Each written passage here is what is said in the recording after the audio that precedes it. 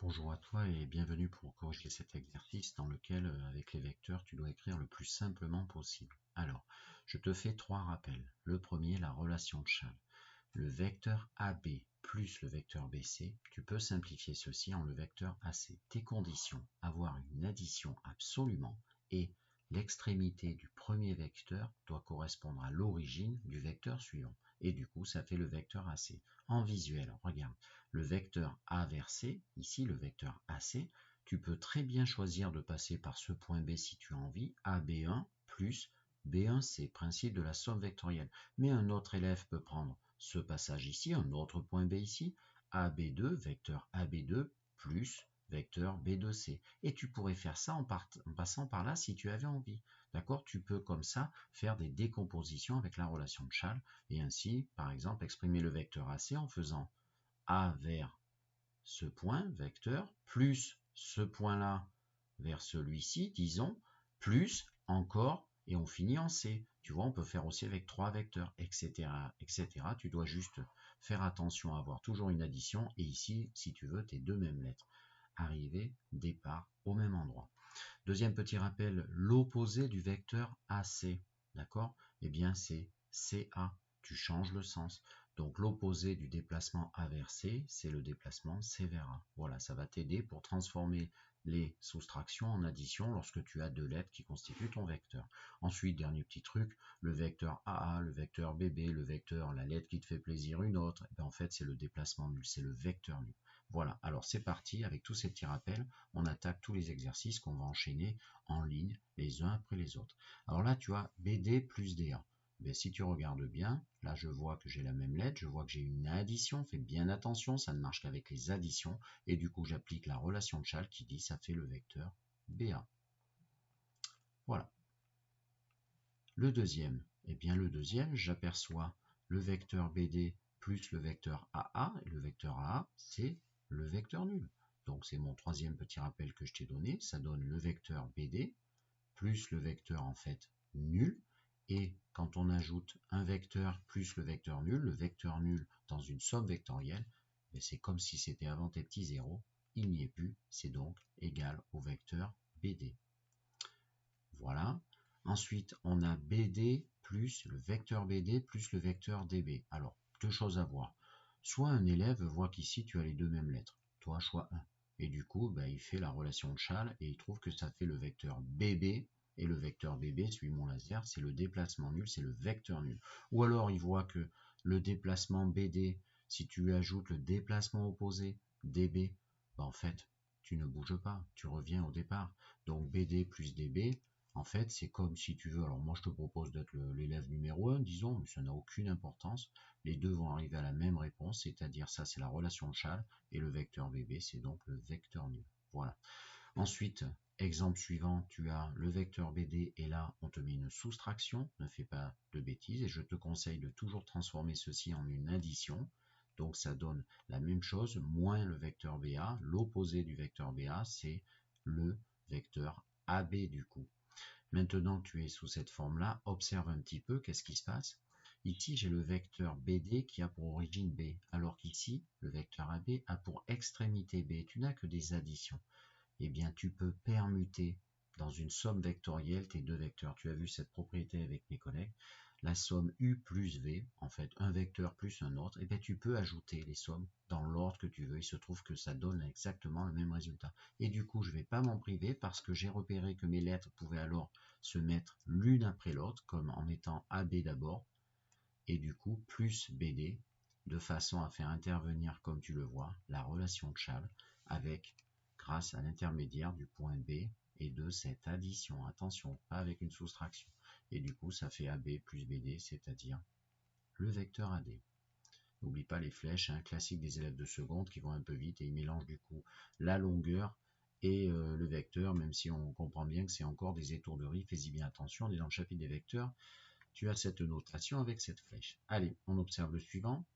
BD plus AD plus BA. Déjà, il n'y a que des plus. Maintenant, est-ce qu'on a possibilité de permuter cette somme de trois termes, de trois vecteurs, pour les mettre côte à côte et avoir de la relation de Chasles? B ici commence. Ici aussi. Tu peux le tourner comme tu veux, tu n'y arriveras pas. Ici, on a D qui finit. Ici aussi, on ne peut rien faire avec ça. Maintenant, qu'est-ce que j'ai? J'ai A ici qui commence et là, il termine. Ben, je vais pouvoir faire quelque chose avec A, exactement comme on l'a fait ici pour le cas avec B. Donc, je vais en fait permuter mes sommes de façon à mettre, alors je garde bien sûr ce que je ne touche pas, mais je vais permuter mes vecteurs 2 et 3 en les mettant en place 3 et en place 2. Donc, du coup, le vecteur BA, je le mets en place numéro 2 dans ma somme vectorielle et je vais le faire suivre du vecteur AD. Du coup, ça me permet de faire la relation de Chasles seulement avec les deux vecteurs qui sont là, les deux vecteurs deuxième et troisième. Et du coup, ça va me faire un vecteur BD. Attention, le BD que j'écris là, c'est pas celui-là dont je parle. Ça, c'était égal à ça là. Il faut BD que je parle, c'est celui-là de maintenant qui correspond à la relation de Chasles de mes vecteurs 2 et 3. Et un vecteur BD plus un vecteur BD, ben, ça fait deux vecteurs BD, tout simplement. Tu as vu la notion de multiple d'un vecteur et de mes collègues, ça marche très bien. Allez, dernier calcul vectoriel, et puis on a des moins. Conseil, déjà, tu remplaces tes moins par des plus. Alors bon, après, tu as des notions d'opposé ici. Hein. Si tu vois bien, alors ce que je te propose, on va tout transformer par habitude. Donc moins BA, c'est pareil que plus AB. Je continue mon périple. Plus DA, je laisse ainsi, plus le vecteur DA, hein, sous-entendu. Hein, quand je dis plus DA, c'est plus vecteur DA. Moins DB, c'est-à-dire moins vecteur BD. Donc là c'est plus vecteur BD. Voilà. Voilà, alors que peut-on faire? Ben, tu vois, les BD, je peux les cumuler. Le premier terme, si tu suis mon laser avec celui-ci, ça fait donc deux vecteurs BD. J'ai deux vecteurs BD. Et il me reste dans mes vecteurs que je vais passer ici, disons en bleu, il me reste ceci à transformer un petit peu, peut-être si c'est possible. Du coup, ça donne quoi? Eh bien, j'ai A qui commence, A qui termine, donc je peux faire exactement comme avant et les mettre côte à côte. Du coup, ceci va pouvoir s'écrire en permutant leur place, le vecteur DA plus le vecteur AB. Le vecteur DA plus le vecteur AB te permet donc d'appliquer pour ces deux derniers vecteurs la relation de Chasles. Et la relation de Chasles te donne donc, eh bien, alors là je recopie deux vecteurs BD. Et en fait, ceci, ça donne un seul vecteur, hein, tout ça, le vecteur DB. Et en fait, le vecteur DB, ben, c'est l'opposé du vecteur BD.